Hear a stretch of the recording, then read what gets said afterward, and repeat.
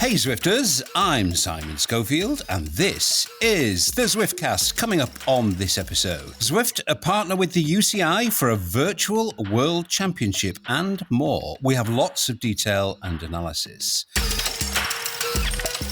The Draft House, it's been the centre of the Worlds. We have a peek behind the curtain.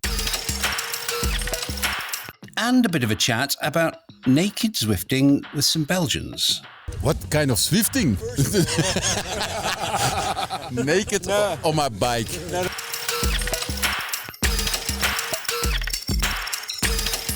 Well, I really don't know where that naked cycling thing popped up from. More of that later. Well, just before I say hello to my co-conspirators, something of a stop press. Pete Donahue, who runs Team ZF, which used to be Zwift Fitness, and is someone who's given fantastic service to our community, needs our help. He and his family are grappling with a really serious health issue affecting his young son. Pete's one of the good guys, and it would be amazing if you could help a little. Take a look at the Zwiftcast listeners page for details, or the Team ZF page on Facebook. Thanks. Right on!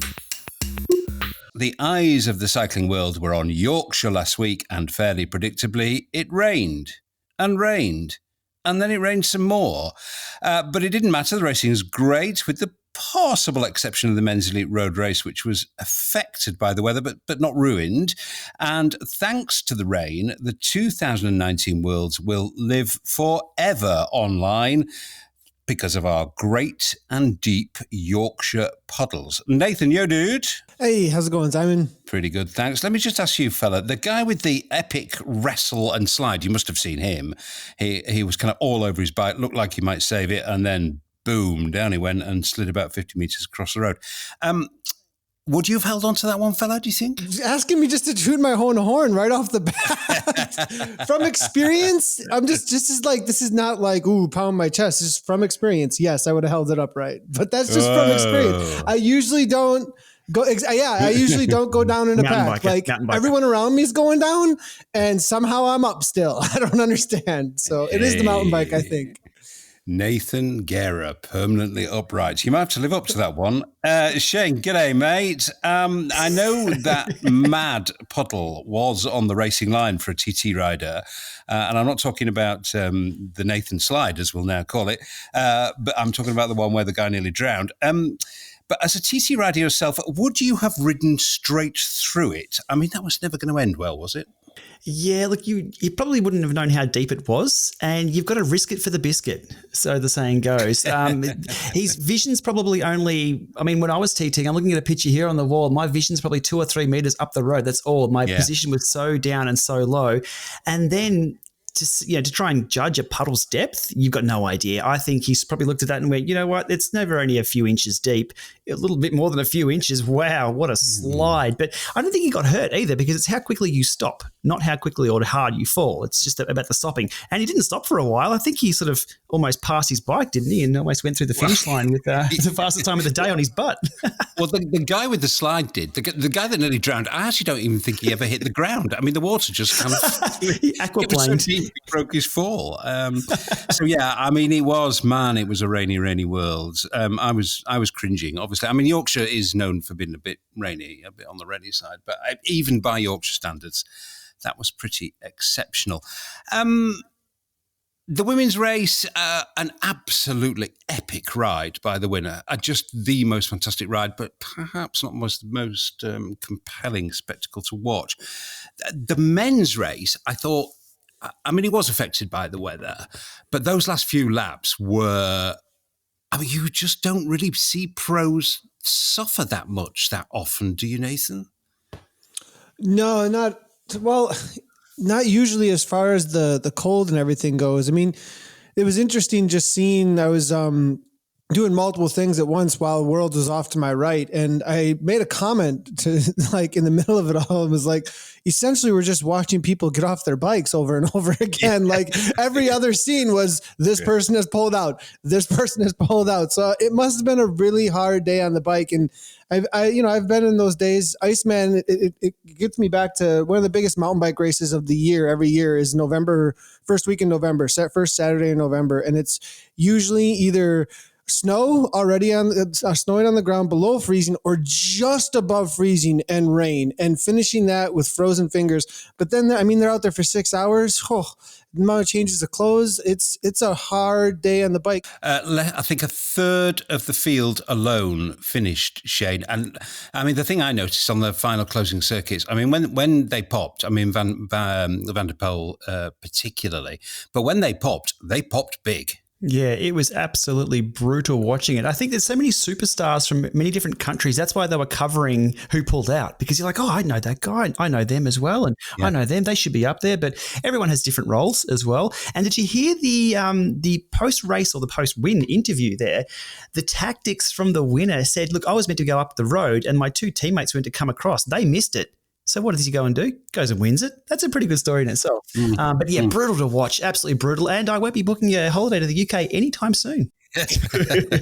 Yeah. And previous cycling events in Yorkshire have actually, really have. People say this, but it's really true. They have done wonders for the kind of tourist board. I'm not sure that this one did. Anyway, this episode is pretty much dominated by the big news that broke at the Worlds last week. The long-awaited and very significant Zwift UCI partnership on eSports, virtual bike racing, call it what you will. We'll be covering that in depth and at length, I think, as Zwiftcast listeners would expect. I know maybe not every listener is as interested as we are, but do give it a chance, even if you're not interested in racing, because when you listen to the interview with Craig Edmondson later, you'll see that this decision will potentially affect all Zwifters. So stay tuned to find out more. But we do have a few other things in this episode that are not all about the Zwift UCI partnership, and one is coming up right now. Zwift has continued its policy of aligning itself very closely with the biggest bike races in the world, either with the huge advertising campaigns, as we saw at the Tour de France and the Vuelta, or with a physical presence as at the Giro and the Worlds last week. The Draft House, Zwift's pop-up at the Worlds, was a really popular place, hosted a ton of events. I hung out there a fair bit. Well, they had Zwift craft ales, so why wouldn't I? And it was a great focus for cycling fans, I must say. More of that in a moment. Even at the railway station in Harrogate, Zwift had a big presence. The ticket turnstiles were plastered in orange logos, and there was a huge banner ad inside. So the big question, is this marketing blitz we've seen this year at all the big races, is it working? I decided to conduct a wholly unscientific, completely random survey of bike fans at the Worlds. Obviously, it was in a bar.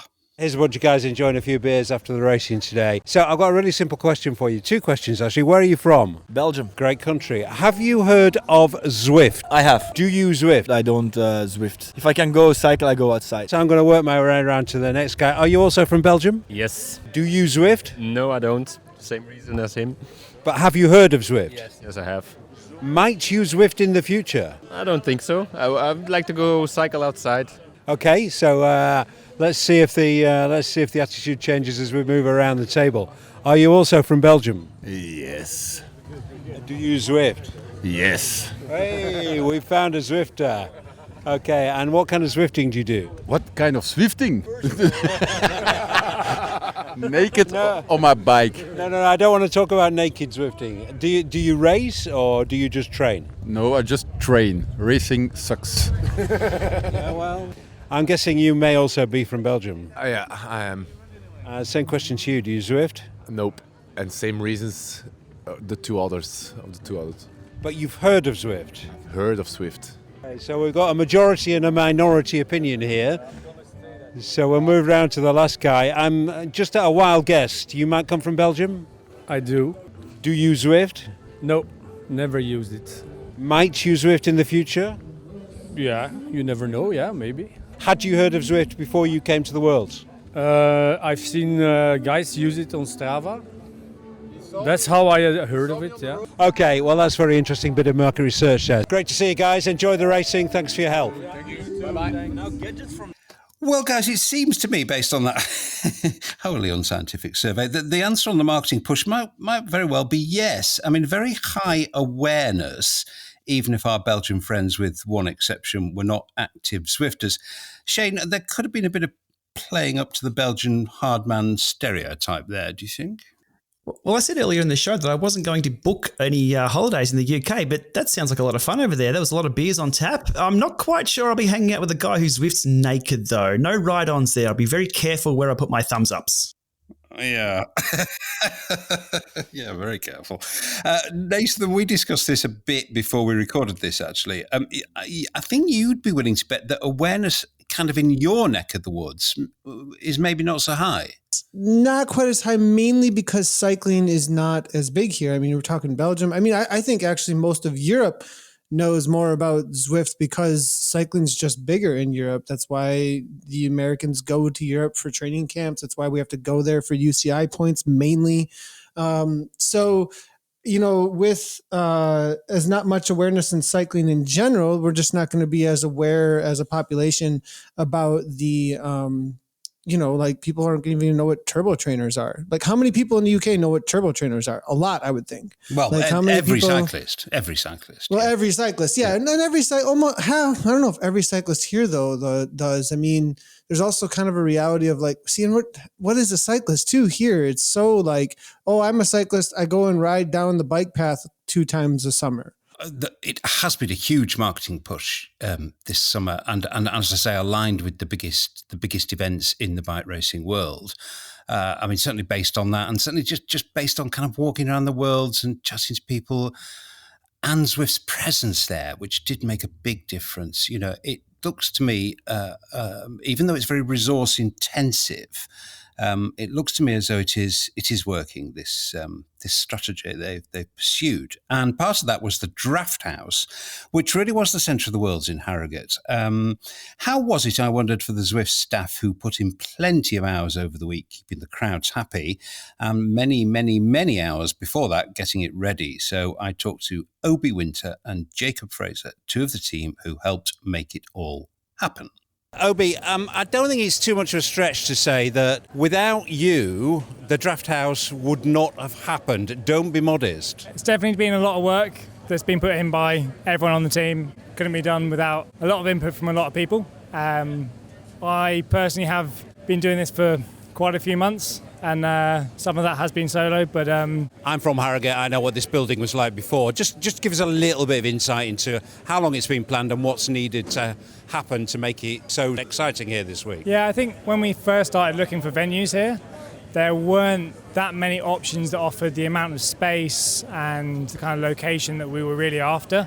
And possibility of turning over a new venue from pretty much a very boring office space, Cartridge World, and completely renovating it almost from scratch. Well, that's what you did. That we should not put too fine a point on this. This was a shell. Yeah, and we stripped it back to literally walls and a floor, and put it in services, you know, all of the things that it needs, and it's not been a small undertaking for sure. I think we didn't make it easy for ourselves. We took the decision to go whole hog, and I hope that it's been worth it. Well, I think every time I've been here, and I've been here a number of times, the place has been jumping for sure, and everything I've seen, all the feedback I've seen about it has been nothing but positive. However, I've got a friend who lives here, and he was driving past it like almost every day to go to his work, and he said to me, he WhatsApped me about a week before, and he said it looks like they've still got quite a lot of work to do. As with quite a lot of things that Zwift do, we like to push it to the wire, and we were painting walls and redoing cables up until the absolute 11th hour. Well, that's very understated of you, Obi. I know how much work has gone into this, and it has been a great success. Now, front of house here, as he kind of almost always is, actually, given the size of not only of his frame but also his personality, is Jacob Fraser. Jacob, last time we spoke was at Eurobike. You were such an enormous hit on the podcast that I've decided that you're gonna appear on every episode subsequent, and here's your next chance. Mate, you've been kind of front of house here, I guess. If there's a problem, it's like, where's Jacob?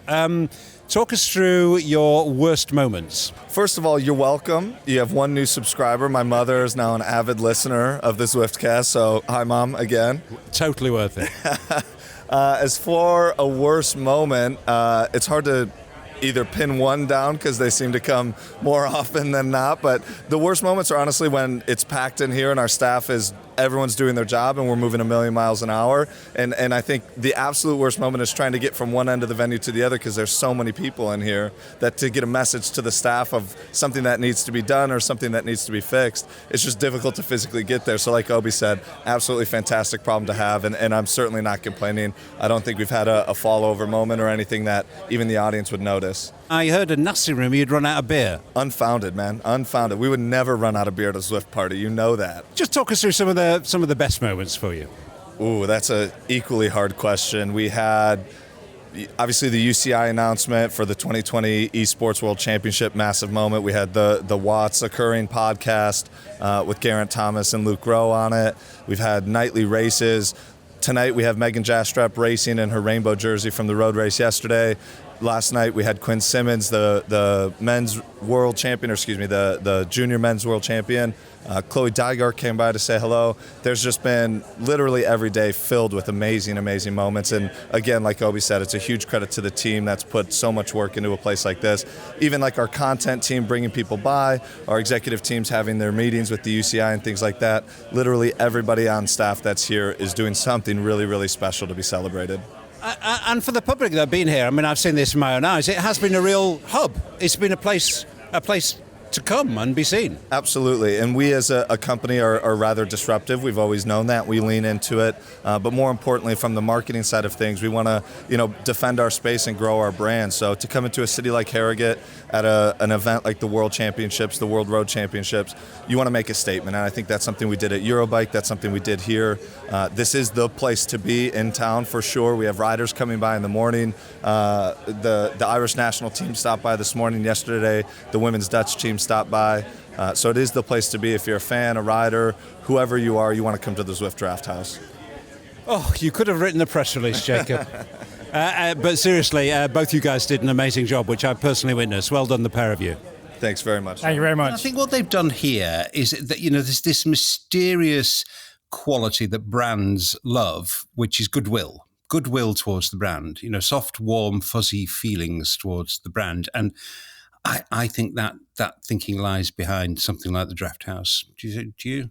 Yeah, I think so. As a consumer or as the end customer of these products that they put together, which is the experience of going there to this beer house, I love them. In Australia here at the Tour Down Under, every year Rafa has a big warehouse space and it becomes the go-to place. It's not as if people can go to a pub and hang out there because it's a pub. It's not really just for cyclists, or a cafe, not really big enough.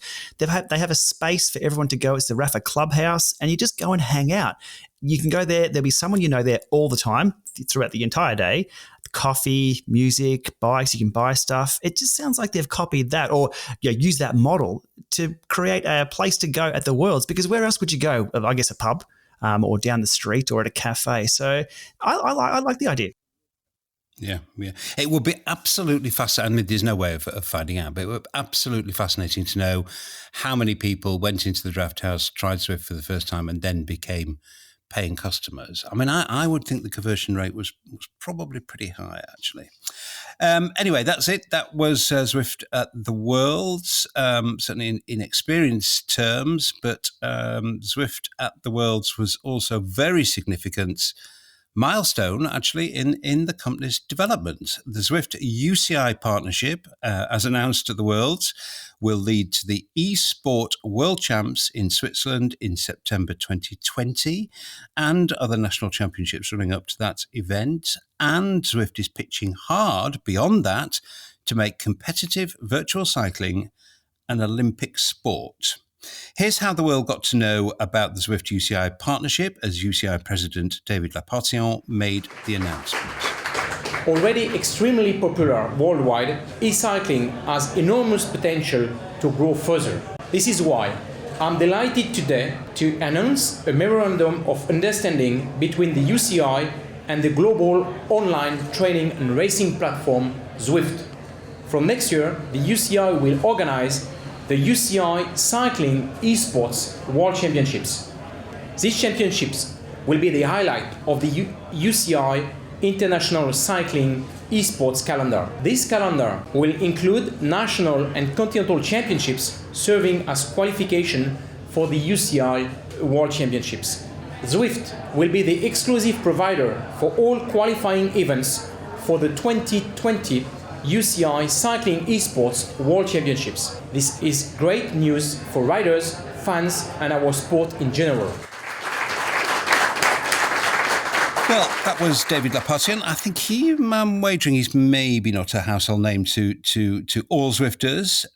So I buttonholed him after the announcement and peppered him with a few questions, tried to get to know him a bit better. Well, I'm delighted to be with the president of the UCI, David Lapartien. Hello, David. How are you? I'm very well, thank you. Did Zwift have to convince you very hard, or were they pushing at an open door here? First of all, I tried Zwift myself. I'm a little bit riding on Zwift, and I saw immediately the potential. When you are the president of the UCI, not able to ride, during the day with a lot of meetings, the only opportunity for me sometimes is to ride late in the evening or very early in the morning, but it's dark outside. So Zwift really provide me the opportunity to ride, and my wife too. So we are sometimes fighting to use the Zwift station. Have you raced on Zwift? Not yet. I just train for the moment. When I will be ready to race. But no, I never raced on Zwift, but I train a little bit. Well, we look forward to seeing you racing on the platform. Thank you very much for your time. Yeah, thank you very much. Okay, well, that's all jolly interesting stuff, but let's get down to detail, because that's what we really care about here on the Zwiftcast. And there's no better person to provide that detail than Craig Edmondson, the CEO of Zwift's eSports business. Now, this is a very long delayed interview. I think both Craig and I have been waiting for this announcement so we can talk publicly about what's so far obviously been kept reasonably confidential. It's a long one, this interview, so I split it into several parts, and myself, Shane and Nathan will discuss each bit after we've heard it. Let's take the first and arguably most important topic, fair play and the D word, whether that be mechanical, electronic or physiological doping. I think it's a step change for us. But most importantly, what it allows us to do is to build out all of the robust governance, the competition structures, fair play, all of the principles that create integrity in sport. And we're establishing a new discipline for cycling. That's what the partnership with the UCI is all about. And it enables us to build from the community, which is from its infancy. When Zwift first started in 2014, people wanted to compete, they wanted to race, they've done that informally, but over time that has grown and developed, and as a business we see the opportunity there to not only deliver a competition structure that benefits all of cycling at a global level, but we deliver better and more compelling racing for the community that we have today. Well, there's a lot to unpack there. Let's start with some of the difficult stuff. I mean, the words were used very prominently on stage. They were amongst the first words you just used in your first answer, and that's fair play. Now, we know cycling's history, and we also know, given community racing has existed for a number of years, that ensuring fair play in a virtual environment may be even more difficult than ensuring fair play in the real world environment. I mean, how on earth do you intend to set about that? Well, it's all about making it fun is the starting point, and fair competition is fun competition. That's the principle that we had to adhere to, and the benefits I believe that we'll have from working with someone like the UCI is that governance structure with really robust rules and regulations, and the application of those rules and regulations as well. So I've absolutely every confidence that in creating this new discipline that we'll achieve that. The other part of this is it's not. It's a cycling discipline that's born from gaming, and we don't have to reinvent the wheel. One of the true benefits we have is the gaming industry, billions of dollars are invested into it every year, and technological fraud is an issue that they've had to deal with, and they've built processes over the last 20 years in which to address it. Now, I think some of the key areas here to consider are businesses like Amazon. They're bringing in machine learning, which is looking at a variety of approaches to uncover technological fraud.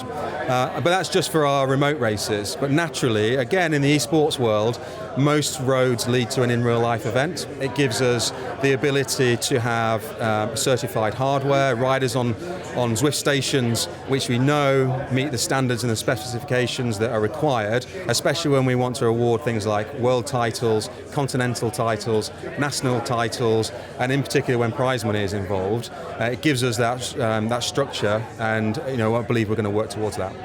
I mean, the technological fraud countermeasures you can kind of understand, and you could see how they would work. What cycling has always struggled with is human fraud, if I might call it that.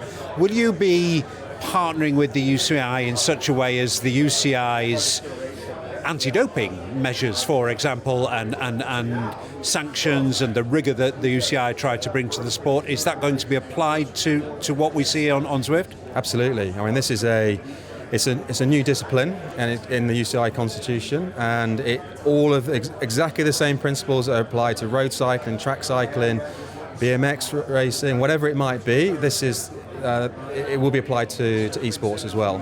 And so I mean, sorry to interrupt. So we could see dope tests at IRL events. Absolutely, and we could also see it in remote races as well. Once a rider is participating at elite level, then they could become part of the anti-doping codes and procedures that apply, and that is built out of how people like British Cycling at a national level operate, but also the UCI at a world level. We already look at the data, and we have algorithms that run across it for anomalies. We can highlight abnormal behaviour or abnormal results.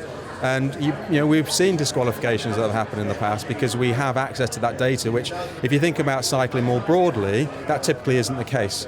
So all things, from my perspective, are leading to a much more secure and safe environment for fair competition, because we can build on what esports already has today. We have this platform which is digital.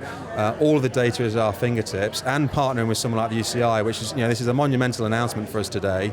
It enables us to give people who want to compete and compete on their own terms the confidence that they're going to be doing it in a way where they know that their successes can be applauded. Okay, guys. Well, I kind of made no apology for raising that with Craig as the first topic. It did come very high up in the announcement, that the stress and emphasis on fair play, as I think we have discussed on here many times. Zwift have got to find a way to be able to guarantee fair play and to be able to root out doping of any kind as effectively as possible, as the wider sport of cycling has to do. Nathan, were you persuaded by the measures that Craig laid out there? Yes, they were really general. But I liked what I heard. The call to what's already going on in esports in the digital spaces. They've already dealt with these things. There's ways to do that. The funnel toward the cream of the crop and being able to root things out where it's really needed.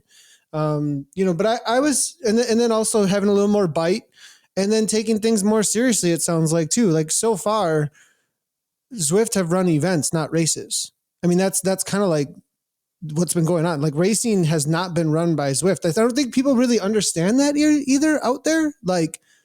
Zwift Power has been the place where things have been going down, and the community and community organizers have been policing things all the way up to the KISS Super League. Why was it named KISS?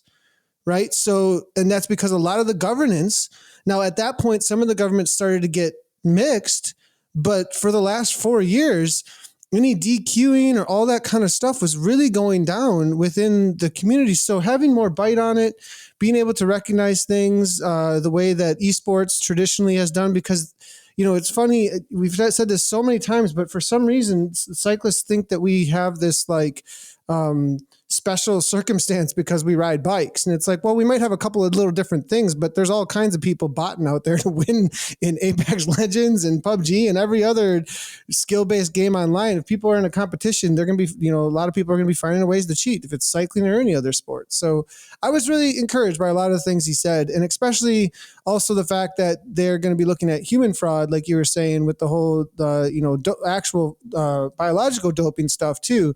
It sounds like they're taking the everything to not just the next step, but like all the way to the top of what needs to happen. So I like that. Yeah, and it does need to happen. Shane, I mean, let's not pretend that detecting doping of any form is easy. It's not, I mean, not all cheats, but some cheats are very smart, and they cheat good. Zwift do have this enormous amount of data. And as Craig said, they should be able to tap into the expertise that's come from the game world about using data to detect stuff that betrays cheating. But Craig did hold up this prospect of, somebody who is not in a grand final in a venue, just somebody remote racing at home, may be subjected to a dope test. I mean, is that realistic? Look, this is a very interesting topic, and I was looking forward to recording this episode because there's a lot of unknowns here, but it's the discussion that's starting to happen now that we're going to see the results for in the very near future. So winding back a little bit, for me, fair play is about regulations and rule enforcement, which is what Nathan touched on. And then rule enforcement to date, again, which is what Nathan touched on, hasn't been done to date by Zwift. They've been pretty light on. It's almost non-existent. It's done at the community level, and that's for a reason. They don't really want to boot paying subscribers. So within all this framework, will the UCI, or where the UCI will provide the rules and regulations, who enforces? Who becomes that digital sledgehammer to say, no, you out, go? That's going to be a tough one. And also in regards to the cheating in hardware and the human side of things, looking at the hardware side, in-person events don't guarantee hardware can't be compromised. The current tech that we have at the moment is open for exploitation. There's some exploits we know about, but even worse, it's the exploits we don't know about that could be in play or could potentially be in play. So there's a lot of problems to solve here. It's going to be very interesting to see. But with the UCI on board, there's a lot of people going to be involved in solving these problems. So exciting times. It is. And I think, the reason this is so significant, this announcement, is that between the lines, as you said, Zwift have not been proactive in booting people. And, as a result of this announcement, the logical conclusion of the fact of the announcement and the partnership with the UCI is that they absolutely are going to have to change that attitude, certainly in competitive Zwifting. I mean, signing up to the partnership with the UCI just makes that impossible not to do. So very, very interesting development, and one of the reasons I think this is so significant. Okay, let's move on. Can I add quick, Simon, just real quickly? In the rest of the cycling disciplines, we see something very similar to what you just asked, though, about is it realistic for people who are Zwifting at home to be subject to any kind of doping tests, right? If you hold a professional license in the USA, at least for my cycling as a pro, at any point I could have somebody come to my door as if I am on and they could knock and say, "Can I have a sample?" You know what I mean? Like, and if I didn't give it, I was eliminated from, I could have a suspension or a ban or whatever. Same here. It's the same idea. If you're a part of that level, if you sign up to a certain level, I could see that being an expectation that you just sign on to. And then at that point, I kind of like it because it raises the stakes. So what you're doing at home matters, right? Like, so I think that's kind of cool. What do you got to hide? No. Right? I mean, I think the principle is fine. I just guess that, how often does the average Cat 3 or Cat 4 racer here get a knock on the door with a man with a test tube? Probably. Yeah, well, I don't know if they're doing that. Yeah, I think at the pro level only, probably. But interesting. Maybe the threat alone of that will have an effect. All right. Well, look, we do have a lot to get through. So let's turn to the events themselves. What are they, and what are they going to look like? Here's Craig. Could you just give us a little more detail about the flagship event in 2020? So it's in collaboration with UCI. People know Zwift racing today. It's typically a scratch race. Quite often it's about 45 minutes in length. There are certain courses across our maps which are more aligned to Zwift racing than others. But I think if you can think about the progression that we'll go on, we'll start to build more specific courses which benefit different types of racers, racers with different types of physiology. You could see multiple races, not just single standalone races. You could see individual competition, team competition. And this is actually something which we want to partner with the community around. We want to work with the existing race organisers. We'll probably organise our own events where we can start to see the professionals and amateurs competing together, a bit like with the Zwift Classics, and build and develop it over time. But what we want to do is build and develop something that works for people.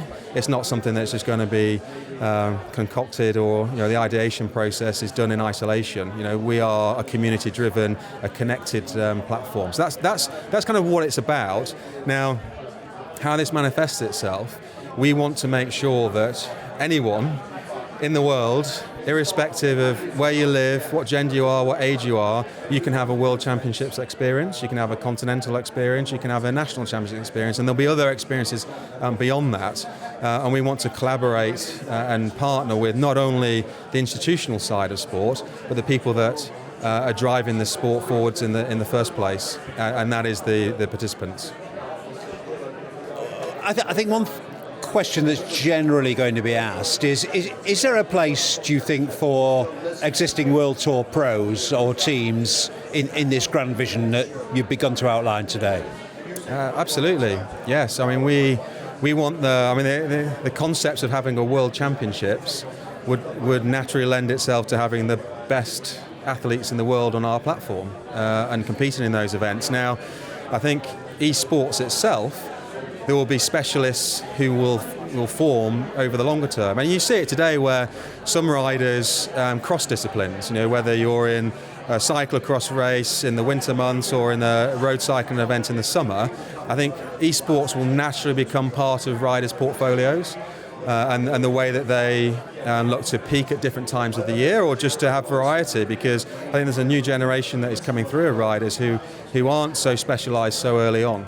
They're looking at multiple opportunities, and who knows what the future's going to hold. It could be that it becomes complementary and it's part of someone's cycling mix, or it might be that Zwifters start to specialise and we have eSports specialists, like you do have specialists in other disciplines today. But that's the exciting part of this journey, is we just feel really privileged to be able to build and create and develop something which is going to just create new opportunities for people, but in an inclusive way.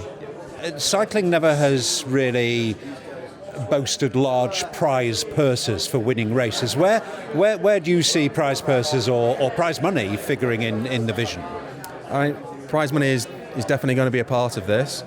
We naturally want to reward people for being a part, being a part of our racing experiences. What that prize money will become, I think that it will be determined in time, and I don't have a clear view on that today. But the idea of professional sport, professional gaming, which is what this is about. People are competing, but they're competing in a fair environment, and they're competing for two things, really. One is status and achievements, whether it's personal achievements or something like the rainbow jersey, which I'm unbelievably excited about. To have Zwift eSports World Champions cycling around in our world, in our maps and in our courses with those virtual jerseys on. But it's also a driver is people need to be able to have a career, and they need to have it on a sustainable way. And one of the founding principles of eSports is to create a sustainable sport, not just something that means that we have a long-term future with Zwift eSports and our partners like the UCI, but also we can start to create new career opportunities for riders who are out there. One of our grand ambitions is to, at a minimum, and this is where we start, is to meet the criteria for acceptance in the Olympic Games. Ultimately, we want to be a part of the Olympic Games, and by going on that journey, it just creates a whole new opportunity.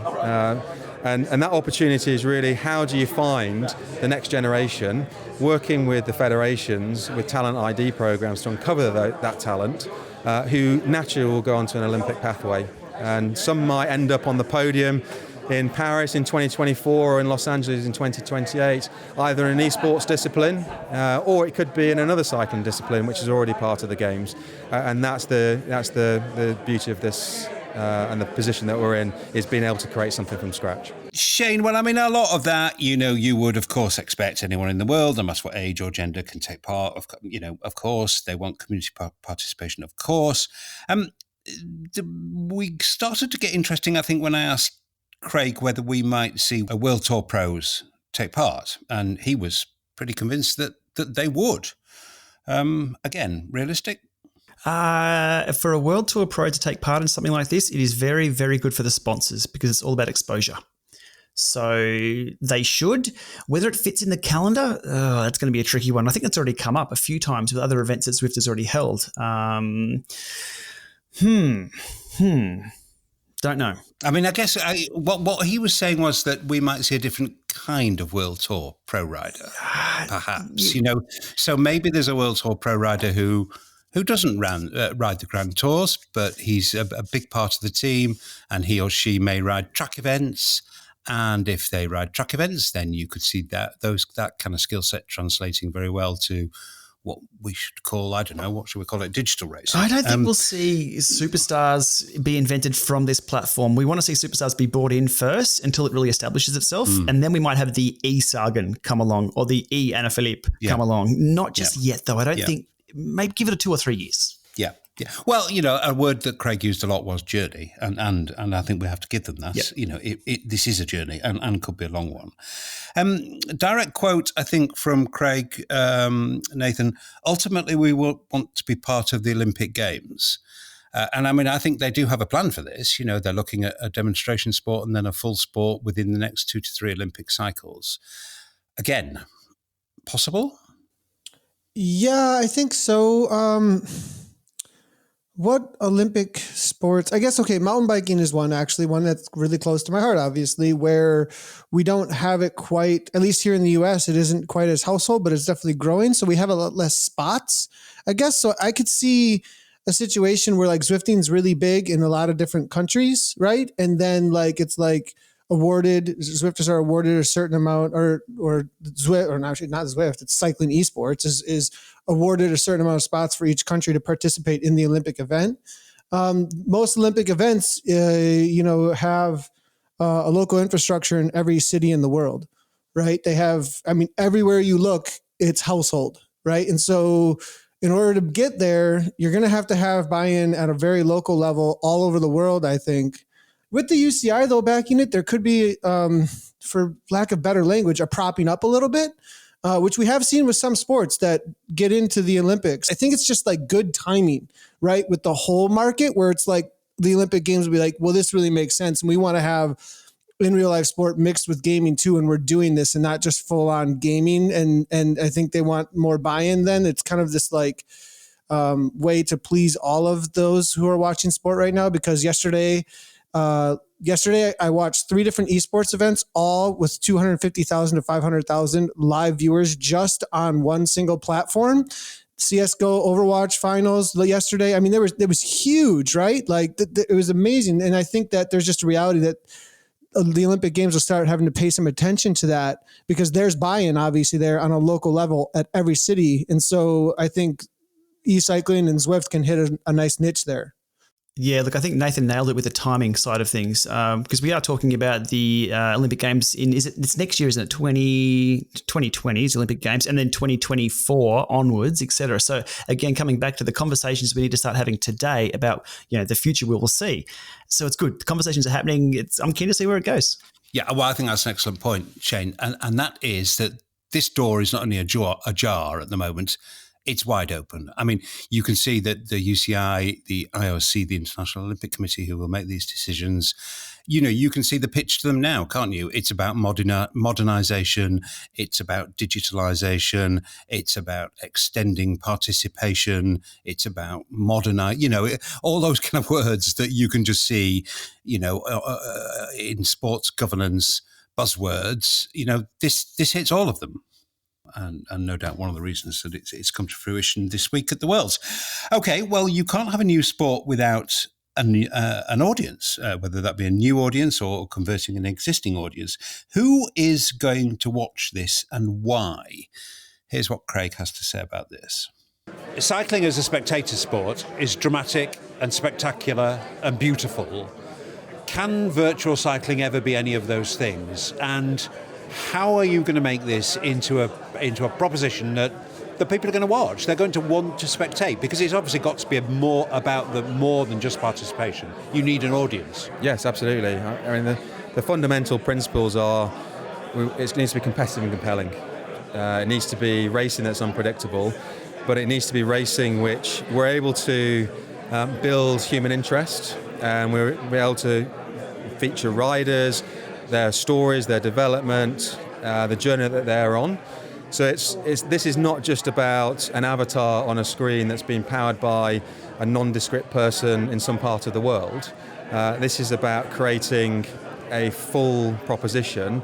It's just where a means to achieving that. How are you going to make people watch it, Craig? So it's got to be exciting. There's an entertainment factor to it. We're looking at human interest is a natural part of this. We're looking at the type of structure. If you think about, we're building national, continental, world championships, people buy into territorial type sports structures, competition structures.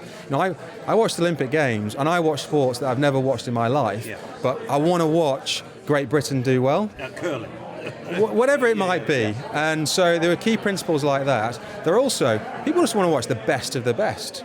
And if you're the best Zwifter in the world, and whoever that is today and whoever that might be in the future, our job as a platform is to create a compelling storytelling that actually brings rivalries together, brings personalities to the fore. There's a focus here on teams, there's a focus here on riders themselves, and we just got to create a narrative that is entertaining.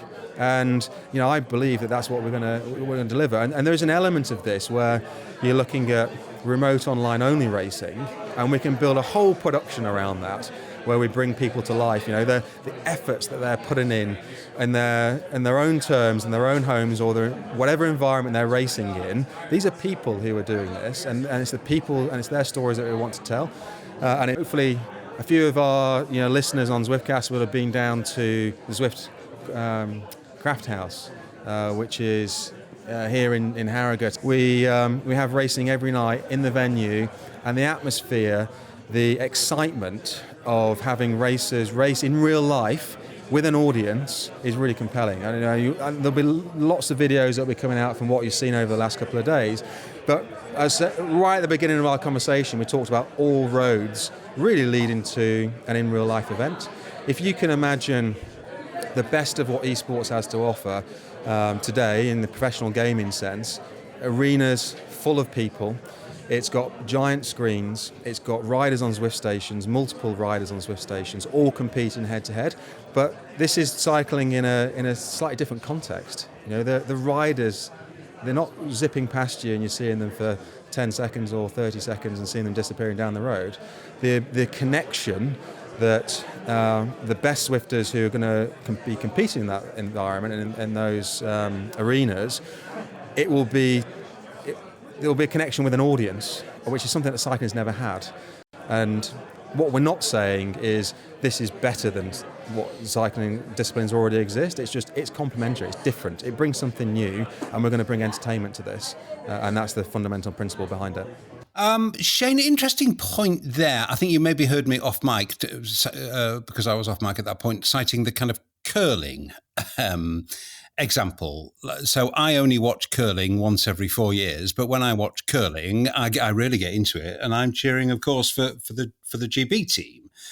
He's right that audiences are drawn to I don't know what we could call them, proxy wars, territorial investment. I can probably, I like watching sports. I can probably watch any sport, and, I will be drawn into a sport I know little of if I've got an interest in seeing my country do well. If that sport is easy to understand, I think that's the key. Curling, something just sort of slides along the ground and stops. Pretty simple sport. You try and get people into cricket. You try and get people to understand, cricket and silly mid off, and it's going to struggle. Look, at this point in time, Zwift is still a training platform. That's what we've seen. We're yet to see it be an entertainment platform. They've tried, and you've got different camera angles to select, and we've tried to jazz it up. It's not quite there, though. At the moment, if you open Twitch or Mixer or YouTube or Facebook, no one's really streaming indoor cycling. Though the same could be said, no one's really streaming curling either, but that's easy to understand. There's years of talk about this upswing in regards to who will watch this. I think it needs to be really crafted into something that someone can look at straight away and within a few seconds understand what they're seeing. If you're seeing people get points or win a race and their avatar has this 10,000-mile death stare and no expression and there's no arms waving and it's going to be kind of weird to explain, oh no, they just won a world championship, but they're looking pretty bored in there. It just needs just a few tweaks. It can get there, but this is one of the big hurdles first to get over. Yes, and we've discussed this often, haven't we? And I think Zwift concede that there's a way to go on this, Nathan. But Craig made all the right noises. Entertainment, backstories, adding narrative. It will, again, a direct quote. It will be more than just avatars on screen. But we need to see that happening now, I think, don't we? Or at least some evidence of it. So two things. I'm like you said, I'm pulled in to watching EG because they're in a US team. Evil Geniuses is a US team. I watched CSGO yesterday and I was cheering for EG. It was a US team beating the top dog or whatever, right? So I have this thing like with that, obviously. And everyone does. Like you said, you watch Great Britain when any kind of Olympic sport and you're cheering that on. But I don't think we can get to that point until we hit a certain threshold of people who even know what Zwifting is, who have participated in it. I think and are able to understand what they're seeing. And are able to understand it. And I think that there's a certain level of understanding in every single household sport that's out there, because either participation through proxy, through a family member, or participation directly. All of this, not all, but almost all of the Zwift Community Live broadcasts or eSports broadcasts that we have done so far, I think have mainly been watched by people who Zwift. And so you need to understand what's going on here when you're participating in watching something, because you are doing it from like, I'm almost living through their eyes. Wow, how amazing that was. You're trying to, and so, yesterday, 250,000, 300,000 people watching Overwatch finals. Do you think that that's people who haven't played Overwatch? No, it's just a huge game that's been really successful, and they made a sport off of people that participate in it. So I think that there's a reality that in order for us to get this household sport thing as an entertainment value, people need to know you can even watch Zwift. I don't even think like half, 3/4 of the community even know that like watching people do Zwift is really a thing, or where to find it and stuff like that, So I think that there's a lot of leverage of the current. And then what's the subscriber base? Shane, what was the stat you sent me the other day on Fortnite? What was you sent me like 250 million new. It was insane. It was probably 200 to 300%, actually 2,000 to 3,000% different than Zwift. So yeah, the subscriber base of where these viewers are coming from is massive. That's exactly. So more people of where yeah, absolutely. So more people from the pools. So to get that kind of pool, or even just a very small percentage of that, it's going to be tough. But if we can build it to be entertaining, it can get there. It can get a little bit there, which is all it needs. So more subs, more people getting, into Zwifting will end up being more viewership. And then also, we're not even like selling Zwifting right now as sport until now. We were selling it as training platform before, right? So now it's like 2 times removed, where it's like, oh, just a training platform, and that's what it's being sold as to all the subscribers. Well, if we grow the subscriber base and start selling it as a sport, I think things will change in that respect as far as who will watch it, because the expectation has changed to a competitive platform. I think the other point that Craig mentioned, which will be significant, is we saw a step change in the coverage of competitive Zwifting in the British National Championships. But I look back on that the other day, actually, just for an exercise. And it was terribly sterile, because there was nobody in the studio apart from kind of crew and, guys on bikes that, it was all a bit clinical. What I'm getting around to saying is there was no baying, cheering, whooping live audience. And I think, Craig made the point that live audiences make a difference. Arenas full of people who you can see are engaged in this and are partisan and are cheering for their favourite or their hero. Again, that is an element that needs to be introduced as soon as possible to the big events to convey the excitement that competitive drifting is fun. Is fun and hard work, and they're not going to suffer like those guys did, perhaps on the final climb in excuse me, the 6th hour of a torrential rainstorm. But people still suffer. Okay, all right. Okay, let's move on. Just another couple of topics to consider. Here's a really interesting one, and I know it's one that you've raised presciently previously, Shane, and that is, if this does become a sport, who is going to own it? I mean, quite obviously, Zwift have made the biggest pitch here, but the UCI can't hand virtual cycling to Zwift unopposed. Zwift, if they do own this, they kind of have to earn that ownership. So I was interested to ask Craig what that process might be and what it might look like and what the timelines are. Here's what he said about it. We're in a fortunate position at Zwift to have started this journey and to have started building a program, to have been running professional races, which we did in January. We've already run national championships. We've partnered with people like the Giro d'Italia and run exhibition races. We've got an existing pro-am race series that's taking part today. Naturally, that's going to evolve, and this is a key journey for us, a key next step in that journey for us with the federations.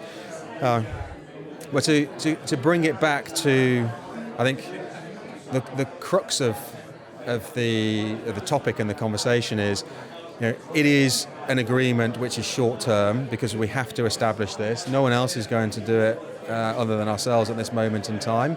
And beyond 2020, we just have to make sure that we put ourselves in the best position to partner with the UCI and the other federations in that space. Should it come to an open process? So the intention is that it would be an open process from the UCI's perspective.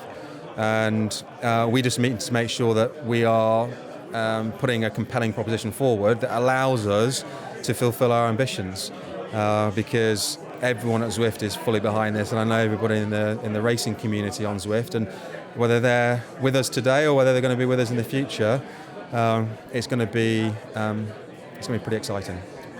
So to summarise, Shane, basically this is an exclusive deal over 1 year, and after that it will be opened up to tender. Now, this is really, really, really interesting because, as we've discussed on the Zwiftcast before, I think as objectively as we can, given that we are all fans of Zwift, the rivals have not really made much of a dent in Zwift's dominance. I mean, I think that's just an objective fact. And one of the reasons they've not been able to do so is because I think they struggle to attract the levels of investment that Zwift do, because Zwift is so far ahead. And if you go to a VC and say, give me, $100 million because I want to be nearly as good as Zwift, it's not a great pitch. I think this potentially changes that. This is very interesting. Look, let's make no mistake of this. This is marketing for Zwift to showcase their commercial offering, to get more subscribers of course. on the platform. So that's sort of where I'll start from with that. And when it comes to the tendering coming out in the following year, I think Zwift will defend that territory very, very, let's say, businessy. Now, I'm talking sort of Sagan pushing Cav into the barriers kind of defense. But I don't think the competition is even that close, though. That's the unfortunate part. Now, this is not too bad. That's not what happened there. That is not even close to No, but elbows were involved. We just don't know whose elbow did what. I think the analogy I'll use is Zwift are on a 100K breakaway and no one's chasing. They really aren't. Why? Absolutely. So it's going to be interesting, though. The UCI will need to make a big boy decision, big person decision these days, to make it fair, about fair play and fair use. And that's all going to be the same with the contracts that go in. Nothing comes close yet, though. Will we see anything next year? I don't know. But I think Zwift will get quite aggressive behind the scenes, because if they're establishing all this foundation, which is going to be a massive deal. Now, not just foundation in rules and regulations, this is going to require hardware as well. They're going to defend that pretty hard. Look, it's not a bad thing. We love Zwift. It's a Zwiftcast. But it's for the other players, where does that place them? And how will the UCI deal with them? Will it be lawsuits? Will it be? I mean, yeah, I'm sort of jumping ahead of myself here. Well, I mean, it will be a competitive tendering process, won't it? And you can expect Zwift, as I think Craig acknowledged. I think he said something like, "We must be in the best position to be the platform of choice beyond 2020." Well, obviously, of course they are, because they're investing very, very heavily in this. And it wouldn't be a surprise, Nathan, to see Zwift come out on top in the competitive open tendering process that follows 2020. No, not at all. I'm going to say this, though, that I'm going to use Shane's analogy there.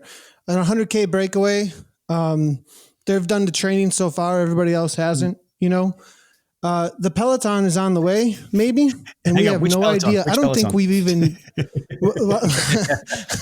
Nice. Well, anyway, the main group. Breakaways do get and the main group at this point, I don't think we've seen who's there. Ooh. I don't think we have, with the UCI on board, official, Olympic, eSports growing like mad. It's time to get your freaking training on. It's time to take this seriously. No, I'm not kidding. It's time to take this seriously, because I think the people who are actually sitting in that Peloton are the people who are investing in esports right now and backing off of NFL and all those other places. I know of huge investors, podcasts and stuff I listen to, who are just letting money sit in other sports and are putting big money into Overwatch, PUBG, Apex, all of these other places. Those are the people, now that this is official, we better be well-trained and way, way ahead of the game, way ahead of where we are right now. That's for dang sure. If we're not going to get caught very quickly by Epic or EA Sports, we're in the game. That's their tagline, right? Like, you don't think now that this is Olympic and there's a tendering for it, watch out if they pay any attention. So I don't know if this is even going to make it into the Zwiftcast, because it's dangerous information. No. I can assure you it is going to make it in, because we discuss these things openly. I mean, for me, in some senses, I think Zwift have almost made their own job harder by having this success, because as I said in the intro to this discussion, the topic of the discussion of this topic, is that it's been a really, really hard pitch to raise money for rivals before, because they're effective. I mean, I'm sure they don't say this in their pitch, but they're effectively, asking for money to be. No, they're not asking for money to be second best, but they're asking for money to invest to try to catch a competitor who is, a ludicrously long distance ahead. Now the kind of destination, if you like, has changed a bit, really, because there's now a second destination, which is possibly the platform of choice for the Olympic Games. That, I am absolutely certain, makes a difference when the rivals are pitching to get money to invest. I'm absolutely certain it will make it. Whether it makes a difference to the outcome, I don't know, but it certainly strengthens their pitch. And really what if I'm overstating this, right? Like our Epic and all of these other bigger, game developers, even going to think that this is a place that they can sell a product. There is a reality that they're like, well, that's not our user base and whatever. You know what I mean? In the same way that Zwift looked at that and looks at that kind of right now and says 5 to 10 years out, those guys will maybe ride bikes. But right now, most of them are 15 years old and don't care, or 15 to 25, and they're not really indoor cycling until they put on the freshman 15. So whatever. Maybe I'm overstating that, but there is a reality that there's a lot on the line now. And if somebody who's a bigger developer is like, whoa, there's something here and we want to be an Olympic sport, they could really quickly tune up those engines, because they've already got the training in place on how to make competitive esports. So yeah. But the threat might not come from those guys, Nathan. The threat might come from a newly revitalized Rogue Grand Tours or someone who says, well, suddenly we've got an extra string to our bow when we're pitching to raise the money that they so clearly desperately need to get anywhere close to Zwift. Yeah. Anyway, really, really interesting. And I think it is also not insignificant, by the way, that if you look closely, and this is public knowledge, I'm not reaching any confidence here, if you look closely at the new investors in the last funding round that Zwift were involved in, there's a lot of eSport credibility there, a lot. That is clearly no accident. Okay, well, this is the last topic. On my script, it says, "What if it fails?" as a kind of summary of this topic, and I guess that's what this is about, really. The ambition is to be hugely applauded. The work that they put into this already is to be hugely applauded. The money clearly exists. The willingness clearly exists from the UCI to make this work, but it remains a gamble. It definitely remains a gamble. So I asked Craig that question, really. What happens if the gamble doesn't pay off?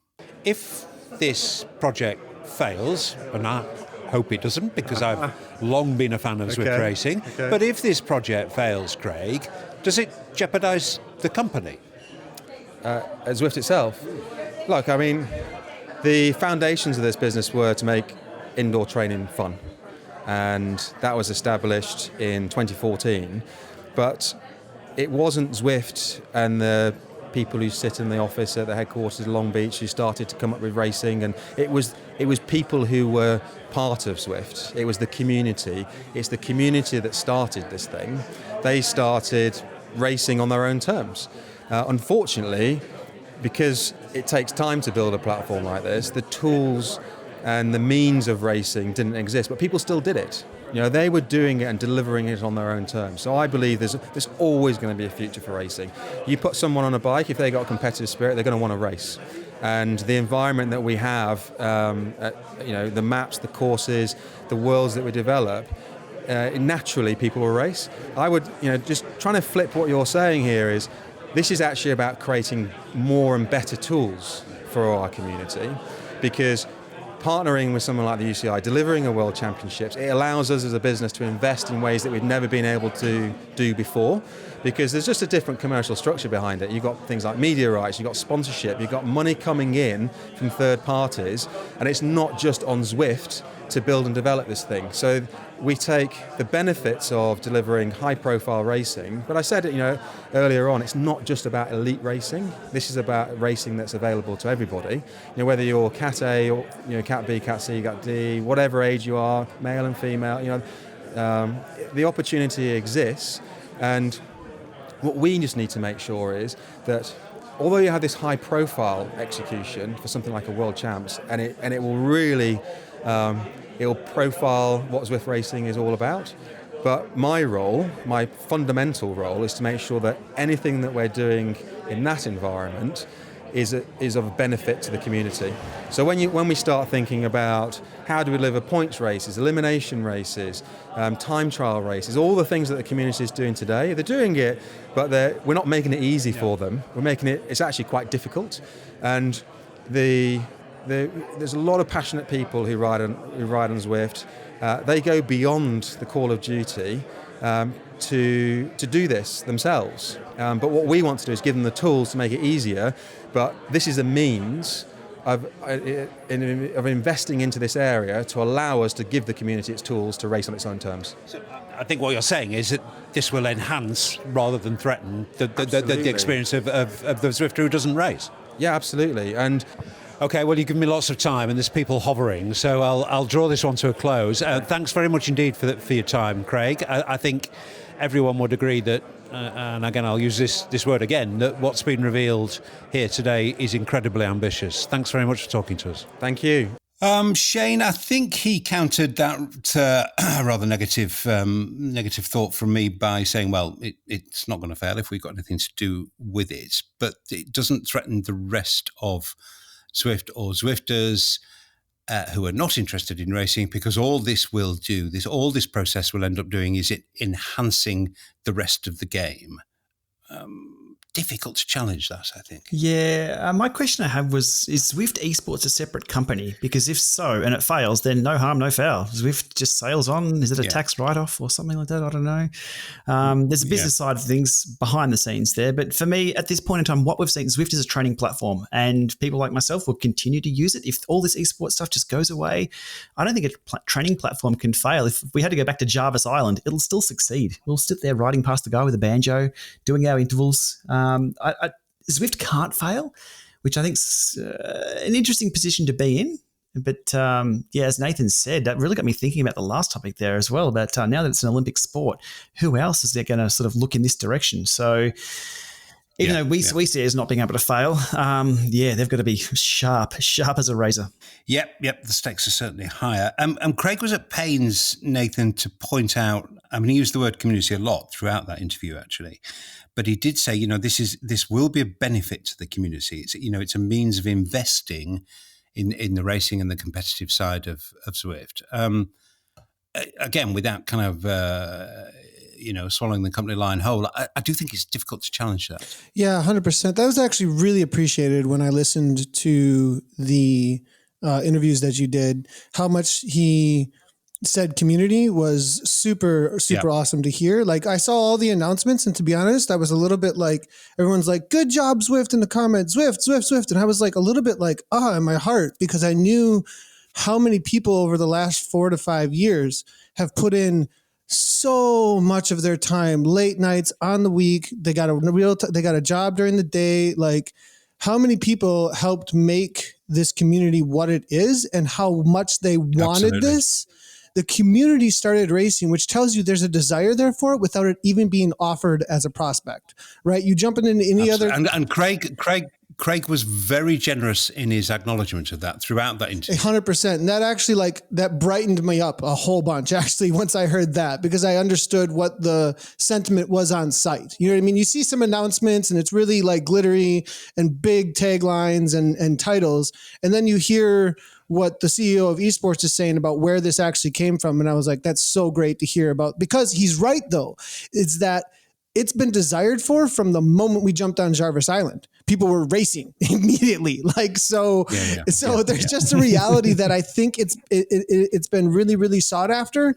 And that because of that, you have a really good place, a really good platform to grow off of, is because it's so sought after. Now that it becomes an offering, I think that there's going to be that much more growth that can happen. And I think it's kind of right. Like, it's proven if it's offered right as a product, it can't fail, because it's been so desired and so sought after by a community before it was even a thing to be able to really do officially. So I think, once it's more out there in the public, right now it's like third-party websites and you got to find it, Facebook groups and all that stuff. You log in, here's competitive rank, boom, go. Here's what you got to do to be able to participate. I think it'll actually take off a lot quicker than people think. And you're right. That pent-up demand is there. The pent-up demand for an efficient, effective, entertaining racing platform definitely exists, and Zwift can take advantage of that, much as they did when they launched the first product all those years ago now, 4 or 5 years ago. The pent-up demand, there were 10,000 requests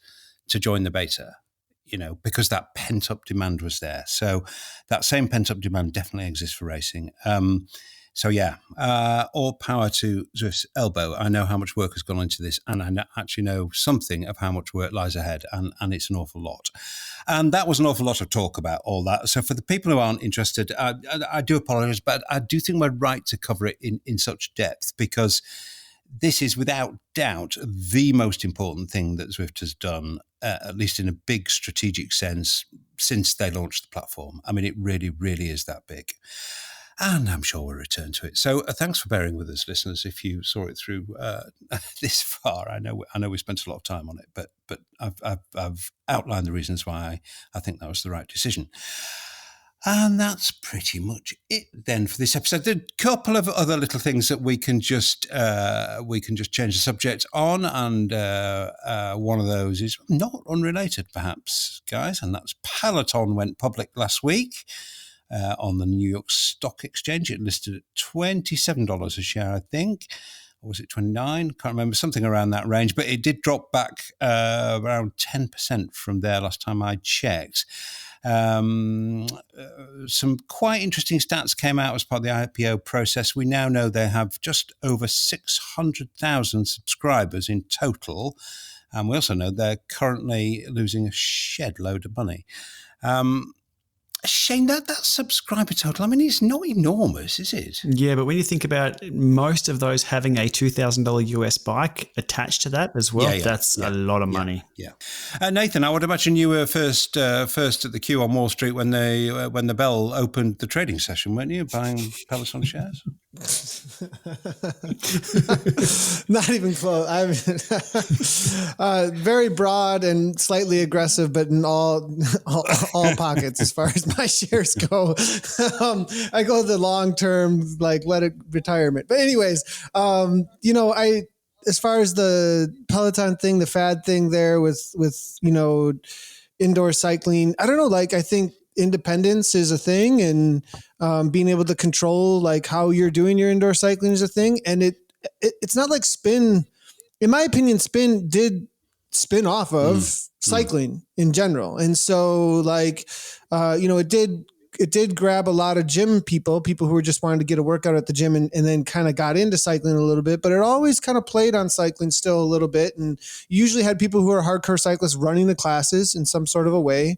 So I just think, I think that the independence that comes with modernization of indoor cycling, and not having to have this big, huge spin bike, and just the inefficiencies of spin bikes, in my opinion, when it comes to training, I do think it is a little bit of a fad. Maybe it lasted a little longer than it should have. Yeah. So well, that's the question. Yeah, that's the question when they launch on the public exchanges. Is this a solid foundation on which to build a business? And the question that lots of kind of critical commentary around the IPO was asking was, is spin a fad? I mean, we can absolutely establish that cycling is not a fad. Cycling has been around for many, many, many, many years, and it would be a foolish person who said it's not going to be around for a good deal many more years. Spin is kind of different. It could be a fad, but we shall see. We shall see. The share price perhaps will be one indication of that, and I'm sure we'll all be keeping an eye on it as time goes on.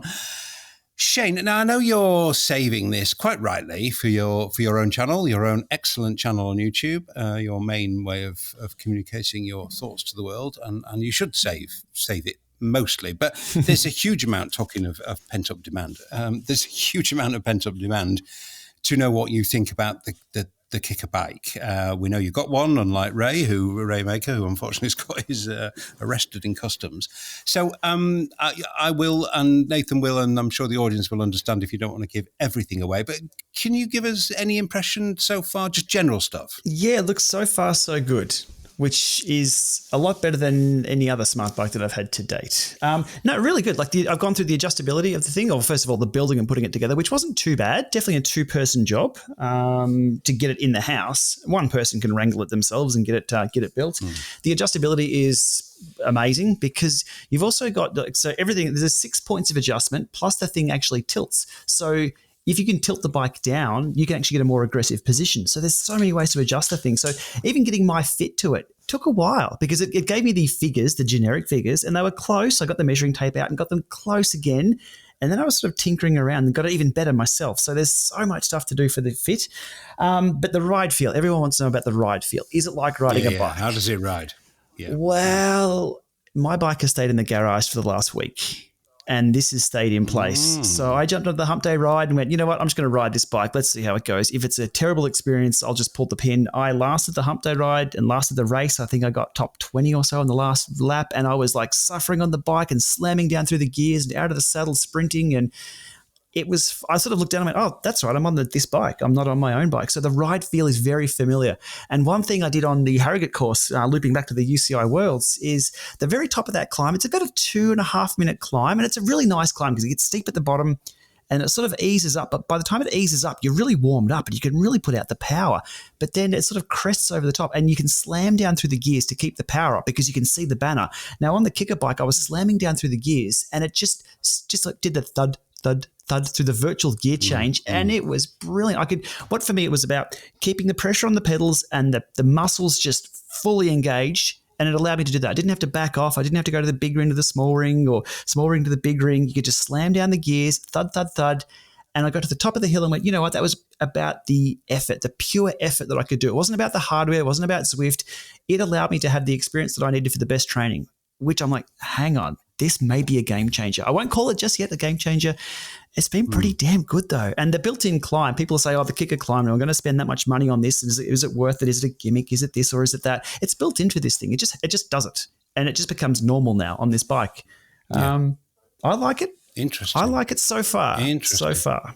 And no, again, I don't want to steal any thunder that you should quite rightly keep for your YouTube channel, but no big kind of, I really don't like that moments. Look, I've got to nitpick because obviously nothing's going to be full of praise. Erg mode has erg mode power smoothing on by default, which means it sends what I call fake watts. So if you say, look, do 250 watts erg, by default, a kicker will do the same. You can actually toggle it off on the kicker and it will give you real watts. So it sets a false smoothed figure for your erg mode. So that's digital at the moment. That thing that sends the perfect graph. Correct. That you look at it and you think, I'm not convinced I'm not smooth. Which, comparing it to the pedals that I have on there, it's pretty accurate, but I want that up and down. I want that little bit of jaggedness. I want to be able to know exactly the power that I'm doing. And even in sim mode, it does something really interesting in sim mode. It's super accurate in sim, but it's kind of smooth, kind of not, kind of jagged, kind of digital.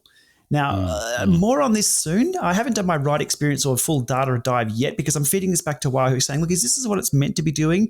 Let me know. Is there an option to maybe give us a toggle switch like we do on the kickers? But other than that, it's got cadence, it's got controllable trainer, it's got everything all in one, all in the Bluetooth, just hooks up, just works, it does what it says it does. And that's the most important part. And the feel on the pedals is good. So happy days so far. And the tax bike arrives. Well, good. Well, that's good intel actually, and I'm sure there's a huge amount of interest in your considered verdicts on this bike. I want one. It's also stable in a sprint too. People ask about the sprints because it only has the 3 legs. It has the 2 out the back and the 1 big long at the front one. It's full on, like you can go full on, really well. Right on, sweet. Yeah. Oh yeah. So, and I'll video all that as well. So people are comfortable with knowing that it's going to hold up. I've just got to up my sprint. It's only about 1200 watts at the moment. I'll try and get that to 1300. We'll see. Only? Oh, he said casually. So we've now got a man who stays permanently upright in the saddle, whatever the conditions. And someone who just only knocks out 1200 watts. Not that I'm feeling in any sense inadequate here. Yes, Nathan, I wanted. Well, Nathan, do you want a kicker bike? I wanted one the moment I saw the release, and then I was like, "What else is coming?" Like I was kind of like, I have that being in a position during my whole pro racing career that I didn't always necessarily have to ride whatever was given to me. I had a little bit more choice, so what to go after. I was as mountain bikers, we're fairly independent a lot of times. We don't have always a big team that we have to ride, whatever. So I'd always kind of go after whatever was best in the market. And in mountain biking, that kind of gave you 3 or 4 options though, really. And so I'm kind of waiting a little bit to see, I don't know, that's a pretty big investment. And so anyways, I really do want one. Yeah. Maybe I'll have one of those and then also whatever else is there. And it'd be kind of cool to have 3 or 4 set up and the whole family could Zwift kind of a thing against each other. But yeah, I'll probably end up on one. Yeah. So, I mean, I've been racing a lot on Zwift lately too. So, which has been new and a lot of fun to get back into it. Okay. Well, time to wrap this one up. I think it's going to end up being a long episode because we did dwell rightly, I think, but we did dwell on that very, very, very big news. Shane, how's young Max? He's going very, very well. So 6.6 weeks old today. So the magical 6 figure that we see in cycling commented around. So now going really well, sleeping well. He's actually joined me on a few Zwift sessions because the trainers aren't that silent. You can still hear the chain. It's a bit of white noise. So he sits next to me and watches me Zwift away.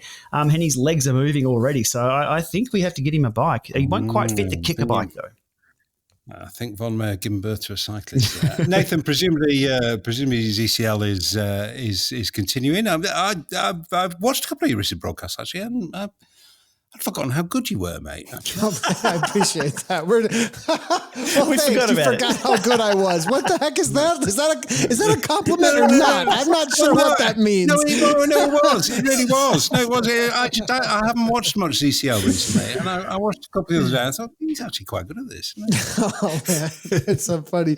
I've only been doing it for a little while, right? Only been doing it for a little while. So, So Fusion is a big thing. The last race is this Tuesday. So race number 10, Fusion ECT. It's been a great series to cover. We've been doing the chop racing community focus.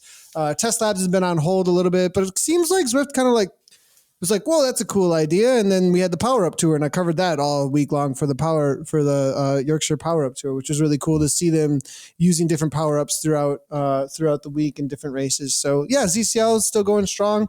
We're looking at what to do for community racing. With the announcement, it's kind of like, okay, what's community racing going to look like? What are the offerings going to be? So it's kind of like I have to just, if I get too committed to things in the community, like, because you have these series that get put on, like 10 race series. And I'm like, yeah, we'll cover this and get talent lined up for it alongside me, get graphics and stuff. And we get all this stuff. And then Zwift's like, well, this is really cool over here, and we're going to promote this. And I'm like, well, I got to cover that now. You know what I mean? So it's like, you got to kind of, make sure that everything's aligned across the community and with Zwift. And so got to kind of wait to see what the official stuff is going to be for elevating community racing to certain levels of expectations. And then we'll probably focus more on those things. So I see that coming down the future, but we're doing 2 or 3 broadcasts a week, and it's been really awesome to see all of the personalities come forward in the series that we are covering.